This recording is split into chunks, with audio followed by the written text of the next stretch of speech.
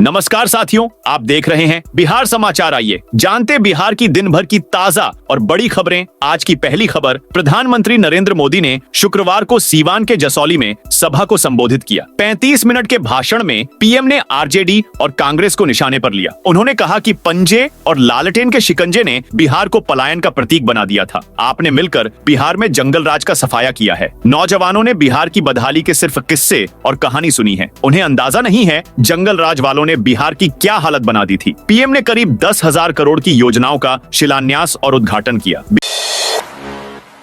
बिहार में दक्षिण पश्चिम मानसून पूरी तरह एक्टिव हो चुका है। पटना में शुक्रवार की सुबह से मौसम का मिजाज बदला है और रिमझिम बारिश हुई। शेखपुरा, मधेपुरा, बेगूसराय, सहरसा, सासाराम और छपरा में भी तेज बारिश हुई है। मौसम विभाग ने आज पूरे प्रदेश में बारिश का ऑरेंज अलर्ट जारी किया है। विभाग ने आकाशीय बिजली गिरने को लेकर विशेष चेतावनी दी है। मौसम विज्ञान केंद्र के मुताबिक मानसून राज्य के सभी हिस्सों में पहुंच चुका है। अगले 48 घंटों तक प्रदेश में रुक रुक कर बारिश होगी। पटना समेत दक्षिण बिहार के कुछ जिलों में भारी बारिश की संभावना है। बिहार के स्कूलों की टाइमिंग बदली। गर्मी छुट्टी के बाद नया टाइम टेबल। गर्मी की छुट्टियों के बाद बिहार में स्कूल संचालन का समय बदल जाएगा। राज्य के सभी 81,000 प्रारंभिक, माध्यमिक और उच्च माध्यमिक स्कूल का संचालन सुबह 9:30 से अपराह्न 4 बजे तक संचालित होंगे। इस संबंध में माध्यमिक शिक्षा निदेशक ने शुक्रवार को सभी जिला शिक्षा पदाधिकारियों को पत्र भेजा है। आपको बता दें, 22 जून को गर्मी की छुट्टी खत्म हो रही है और 23 जून से सभी स्कूल खुल जाएंगे। भाजपा के मिश्रीलाल यादव की विधायकी खत्म। बिहार के दरभंगा जिले की अलीनगर सीट से बीजेपी विधायक मिश्रीलाल यादव की विधानसभा सदस्यता रद्द कर दी गई है। दरअसल 6 साल पुराने मारपीट के मामले में दरभंगा की विशेष अदालत ने 2 साल की सजा सुनाई थी। कोर्ट ने यह फैसला 27 मई 2025 को सुनाया था, जिसके बाद से मिश्रीलाल की विधायकी जाना तय माना जा रहा था। इस मामले में आज विधानसभा सचिवालय ने उनकी सदस्यता समाप्त करने की अधिसूचना जारी कर दी है। पीएम मोदी ने पटना गोरखपुर वंदे भारत को दिखाई हरी झंडी। पीएम नरेंद्र मोदी ने पटना गोरखपुर वंदे भारत एक्सप्रेस ट्रेन को हरी झंडी दिखाकर रवाना किया। इस दौरान पाटलिपुत्र जंक्शन पर दानापुर रेल मंडल के सीनियर ऑफिसर मौजूद थे। ट्रेन को देखने के लिए यात्रियों की भीड़ लगी थी। इस दौरान लोग सेल्फी लेते भी दिखे। यह नई वंदे भारत ट्रेन पटना से गोरखपुर के बीच शनिवार को छोड़कर सप्ताह में 6 दिन चलेगी। खान सर दे रहे हैं शादी की दूसरी रिसेप्शन पार्टी। सिर्फ लड़कियों को मिला है न्योता। खान सर अपनी शादी की दूसरी रिसेप्शन पार्टी आज यानी 20 जून को पटना की ऐतिहासिक इमारत अंजुमन इस्लामिया हॉल में दे रहे हैं। शाम 5 बजे से यह रिसेप्शन शुरू हो चुका है। इसमें सिर्फ लड़कियों को न्योता दिया गया है। इसमें 20,000 से अधिक छात्राएं पहुंची हैं। इससे पहले 2 जून को उन्होंने रिसेप्शन की पार्टी दी थी। इस दौरान खान सर अपनी दुल्हनिया के साथ दिखे थे। खान सर अपनी पत्नी का हाथ पकड़कर स्टेज तक लाए थे। बिहार झारखंड के बीच 10 जुलाई को पंचायत बिहार और झारखंड के बीच के झगड़ों को सुलझाने के लिए केंद्रीय गृह मंत्री अमित शाह पंच बनेंगे। अमित शाह की अध्यक्षता में यह पंचायत आगामी 10 जुलाई को रांची में लगेगी। पूर्वी क्षेत्रीय परिषद की बैठक के मौके पर होने वाली इस पंचायत में बिहार, झारखंड, पश्चिम बंगाल और ओडिशा राज्यों के बीच आपसी अनसुलझे मुद्दों के समाधान का रास्ता तलाशा जाएगा। फतुहा में 5 लाख की डकैती का मुख्य आरोपी गिरफ्तार। पटना पुलिस ने फतुहा के सैदपुर मोहल्ले में हुई 5 लाख की डकैती के मुख्य आरोपी को गिरफ्तार कर लिया है। पकड़े गए आरोपी गोलू साहब के पास से लूटा गया सामान और वारदात में इस्तेमाल किया गया हथियार मिला है। इस डकैती कांड में शामिल 7 अन्य आरोपी पहले ही जेल भेजे जा चुके हैं। पुलिस गोलू साहब से पूछताछ कर रही है। आधार ई-केवाईसी नहीं तो अटक सकते हैं। पीएम किसान के पैसे। पीएम किसान सम्मान निधि योजना की 20वीं किस्त जून के आखिरी हफ्ते या जुलाई की शुरुआत में आपके खाते में आ सकती है। लेकिन इस बार सरकार ने साफ कर दिया है कि जिन किसानों ने आधार ई-केवाईसी नहीं की है उनका पैसा अटक सकता है। ऐसे में 6 स्टेप्स में जानिए कैसे घर बैठे कर सकते हैं। सरकार चाहती है कि असली और पात्र किसानों को ही पीएम किसान सम्मान निधि योजना लाभ मिले। फर्जीवाड़ा रोकने के लिए आधार ई-केवाईसी अनिवार्य कर दी गई है। बिना ई-केवाईसी के आपका नाम लाभार्थी लिस्ट से कट सकता है और किस्त का पैसा अटक सकता है। बिहार का इंजन अफ्रीका की रेल खींचेगा। प्रधानमंत्री नरेंद्र मोदी ने शुक्रवार को सीवान के जसौली में आयोजित जनसभा को संबोधित करते हुए विपक्ष पर भी जोरदार हमला बोला। मोदी ने सारण के मढ़ौरा रेल कारखाने का जिक्र करते हुए कहा कि अब अफ्रीका में भी बिहार की जय जयकार होने वाली है। बिहार का इंजन अफ्रीका की रेल खींचेगा। उन्होंने कहा कि मढ़ौरा की लोकोमोटिव फैक्ट्री से पहला इंजन अफ्रीका को एक्सपोर्ट किया जा रहा है। ये सारण की उसी फैक्ट्री में बना है। चुनाव से पहले बिहार विधानसभा के आखिरी सत्र की आ गई तारीख। आगामी चुनाव से पहले बिहार विधानसभा के आखिरी सत्र की तारीखों का ऐलान हो गया है। बिहार विधानमंडल का मॉनसून सत्र 21 से 25 जुलाई तक चलेगा। सत्र की कार्यवाही 5 दिन की होगी। शुक्रवार को विधानसभा की प्रभारी सचिव ख्याति सिंह ने इसका आह्वान पत्र जारी किया। विधानसभा और विधान परिषद सचिवालय ने सत्र को लेकर विस्तृत कार्यक्रम भी जारी किया है। विधानसभा और विधान परिषद में 21 जुलाई को पहले दिन वित्तीय वर्ष 2025 से 26 की प्रथम अनुपूरक बजट पेश किया जाएगा। इसके बाद 22 और 23 जुलाई को विधानसभा में राजकीय विधेयक पेश होंगे। साथ ही अन्य राजकीय कार्य किए जाएंगे। बिहार के 15 ग्रिड सब स्टेशनों में बैटरी पावर स्टोरेज सिस्टम लगेगा। पावर कट में जिस तरह घर के बैटरी वाले इन्वर्टर काम करते हैं, उसी से मिलती जुलती तकनीक वाली पावरफुल बैटरी ऊर्जा भंडारण प्रणाली से बिहार के 15 सब ग्रिड स्टेशन मजबूत होंगे। इस सिस्टम से ग्रिड में बिजली का संतुलन बनाए रखने में मदद मिलेगी और जरूरत पड़ने पर 4 घंटे तक आपूर्ति को भी संभाला जा सकेगा। 125 मेगावाट क्षमता के ये बैटरी सिस्टम 15 शहरों के सब ग्रिड स्टेशन में लगाए जाएंगे। इससे आपूर्ति बाधित होने पर कुछ समय तक सप्लाई बरकरार रख सकते हैं। 125 मेगावाट क्षमता के इस सिस्टम में 4 घंटे तक की भंडारण क्षमता के हिसाब से लगभग 500 मेगावाट का बफर पावर स्टोर होगा। एकलव्य खेल सेंटर में खिलाड़ियों को निशुल्क दी जाएगी ट्रेनिंग। बिहार राज्य खेल प्राधिकरण ने एकलव्य आवासीय खेल प्रशिक्षण केंद्रों में उभरते खिलाड़ियों के लिए निशुल्क प्रशिक्षण की घोषणा की है। यह पहल राज्य में खेल संस्कृति को बढ़ावा देने और अंतर्राष्ट्रीय स्तर के खिलाड़ी तैयार करने की दिशा में एक सराहनीय प्रयास है। योग्य और अनुभवी कोचों की देखरेख में उच्च स्तरीय खेल प्रशिक्षण प्रदान किया जाएगा। खिलाड़ियों के लिए निशुल्क शिक्षा, आवास और भोजन की व्यवस्था है। पंचायत भवन में बनना शुरू हुआ जन्म मृत्यु प्रमाण पत्र कुटुंबा। प्रखंड क्षेत्र के कुटुंब पंचायत सरकार भवन में जन्म मृत्यु प्रमाण पत्र बनाना शुरू हो गया है। इसके लिए लोगों को अन्य दफ्तरों के चक्कर नहीं काटने पड़ेंगे। पंचायत क्षेत्र के लोग आसानी से अपने पंचायत सरकार भवन में जरूरी दस्तावेज देकर प्रमाण पत्र बनवा सकते हैं। इस काम के शुरू होने से पंचायत वासियों ने सरकार की सराहना की है। 3 साल से इनएक्टिव बैंक अकाउंट्स को 20 जुलाई से बंद कर देगा पीएनबी। पंजाब नेशनल बैंक ने 3 वर्षों से ग्राहकों की ओर से किसी प्रकार का परिचालन नहीं होने तथा इन खातों में कोई भी राशि शेष नहीं होने वाले खातों को बंद करने का निर्णय लिया है। बैंक की ओर से बताया गया है कि यह सुनिश्चित करने के लिए कि इन खातों का दुरुपयोग न हो और इसमें निहित जोखिमों को रोकने के लिए बैंक ने खाता को बंद करने का निर्णय लिया है। यही वजह है कि ऐसे खाता धारक 125 अप्रैल 2025 तक खातों में 3 वर्षों से अधिक समय तक के लिए कोई लेन देन या परिचालन नहीं किया गया है और इनमें कोई राशि शेष नहीं है या शून्य है, वे अपने शाखाओं में जाकर नए केवाईसी देकर सक्रिय करवा लें। बिहार के 6 शहरों में बनेंगे अटल कला भवन। राज्य के शहरों कैमूर, बक्सर, शेखपुरा, अररिया, सीवान, अरवल और नवादा में 620 लोगों की क्षमता वाले अटल कला भवन का निर्माण किया जाएगा। प्रत्येक अटल कला भवन के निर्माण के लिए 19,73,26,000 रुपए की प्रशासनिक स्वीकृति दी गई है। इसके अलावा पश्चिम चंपारण, कटिहार, जमुई, सहरसा, सुपौल, पूर्णिया, कटिहार, भागलपुर, खगड़िया, औरंगाबाद, अरवल, जहानाबाद, बक्सर तथा कैमूर में खेल आधारभूत संरचना का निर्माण होगा।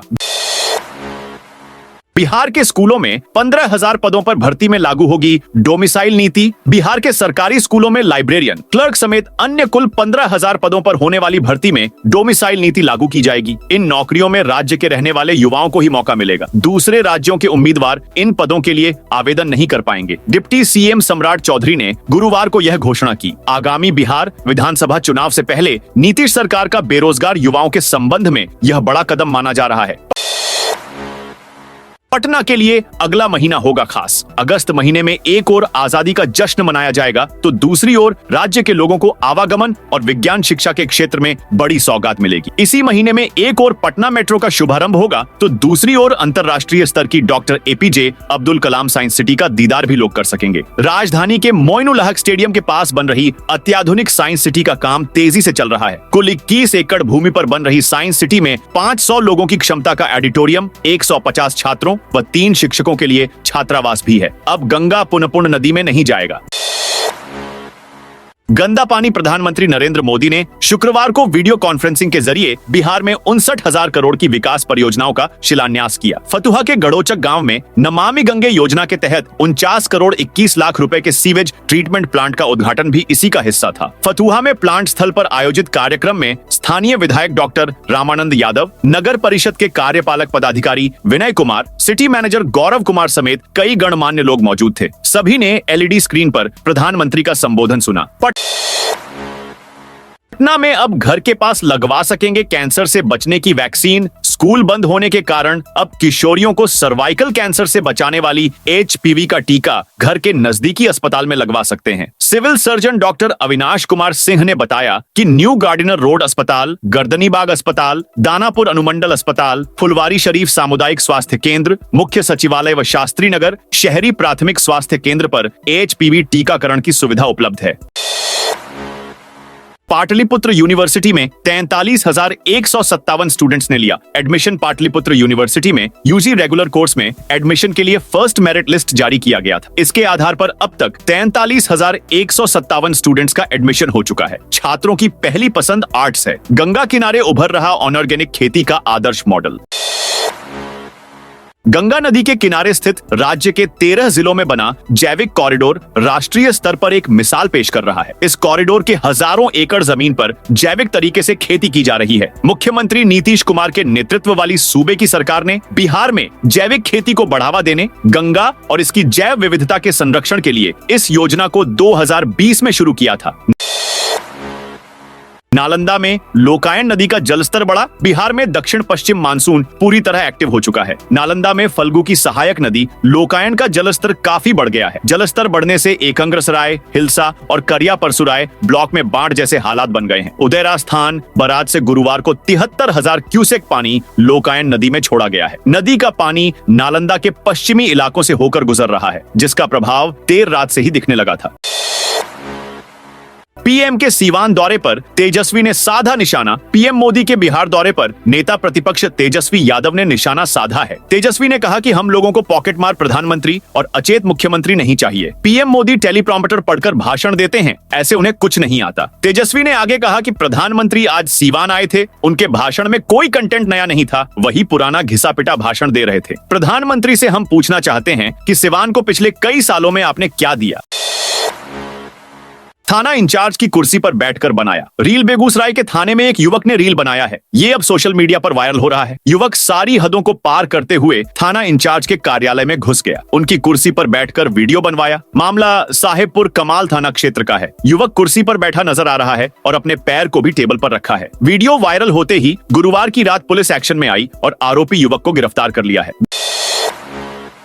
बिहार के हज यात्रियों का पहला काफिला दिल्ली पहुंचा। बिहार के हज यात्रियों का पहला काफिला दिल्ली एयरपोर्ट लौटा। ये दिल्ली एयरपोर्ट से ही अल्लाह के घर का दीदार करने गए थे। गुरुवार को दिल्ली एयरपोर्ट पर बिहार के 410 हाजी पहुंचे। बिहार हज कमेटी के कर्मियों ने उनका स्वागत किया। सभी 5 लीटर आबे जमजम, खजूर और परिजनों को दिए जाने वाले तोहफे साथ लेकर आए। अब 60 मीटर लंबाई तक के पुल सड़कों के रख रखाव वाले काम के साथ जुड़ जाएंगे। अब 60 मीटर लंबाई तक के पुल सड़कों के रखरखाव वाले काम के साथ जुड़ जाएंगे। नवंबर के बाद नए तरह के पैकेज के साथ काम आरंभ होगा। पथ निर्माण विभाग के स्तर पर इसका एस्टीमेट तैयार किया जा रहा। पथ निर्माण विभाग से मिली जानकारी के अनुसार 60 मीटर लंबाई तक के पुलों की संख्या लगभग 15,000 है। इन पुलों के रखरखाव के लिए राशि का प्राविधान सड़कों के मेंटेनेंस के लिए बने पैकेज में ही किया जाएगा। इस हिसाब से एक पैकेज में न्यूनतम 100 पुल आ सकते हैं। राज्य उच्च पथों पर स्थित पुलों को पैकेज में शामिल किया जा रहा।